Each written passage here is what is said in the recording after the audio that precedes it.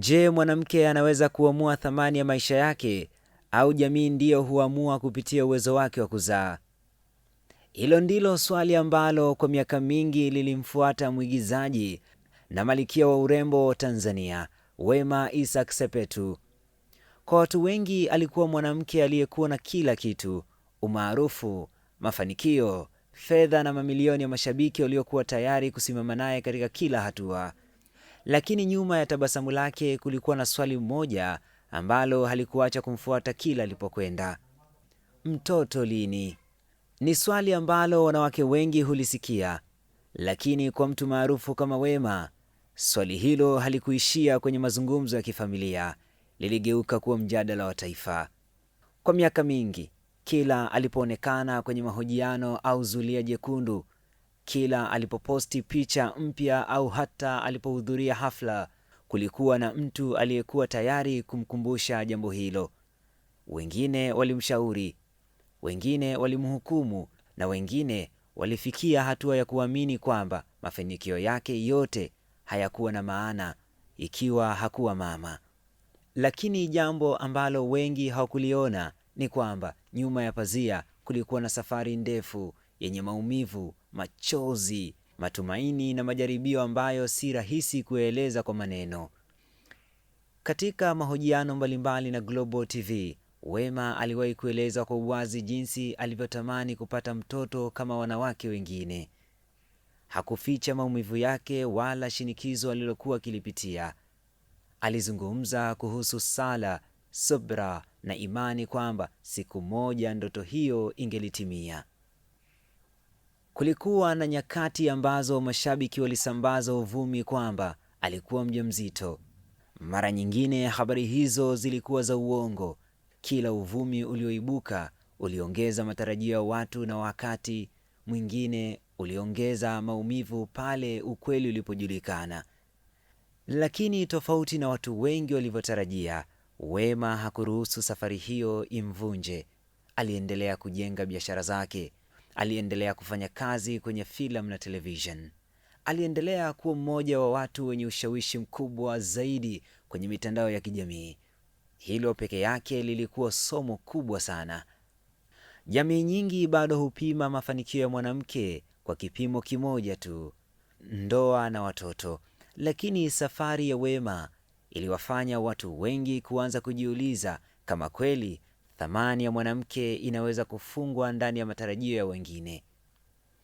Kadiri miaka ilivyopita na umri wake ulivyozidi kuvuka miaka 35, mjadala ulizidi kuwa mkubwa zaidi. Wapo walidhani muda ulikuwa umekwisha.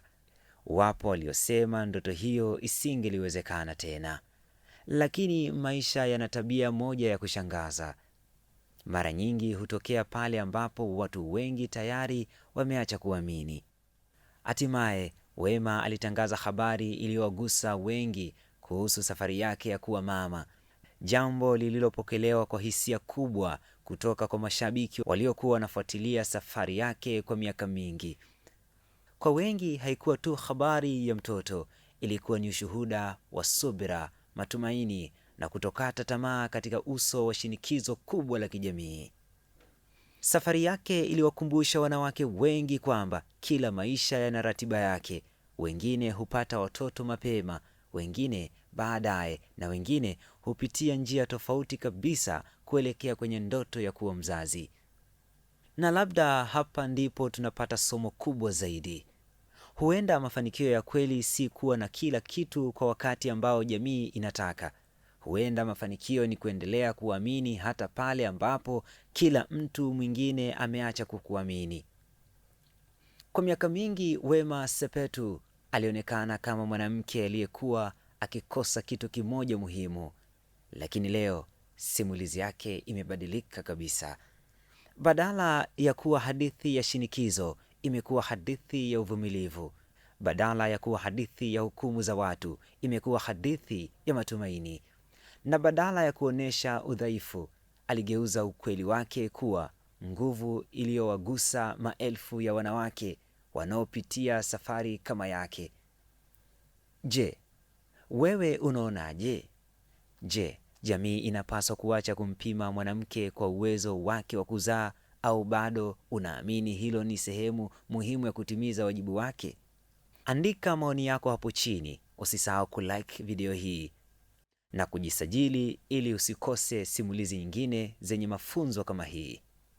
Mimi naitwa Ibrahim Rajab. Call me Bold Dancer.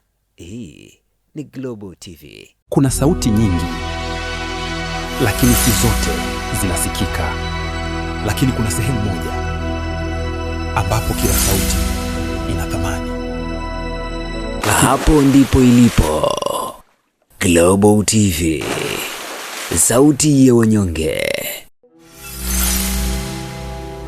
mtetezi wa wasio na pa kusemea. Global TV ni YouTube channel inayopendwa na watu wengi.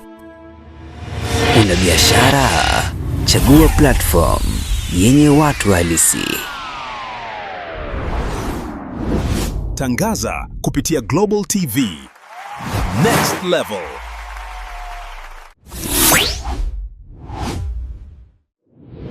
Chukua hatua sasa.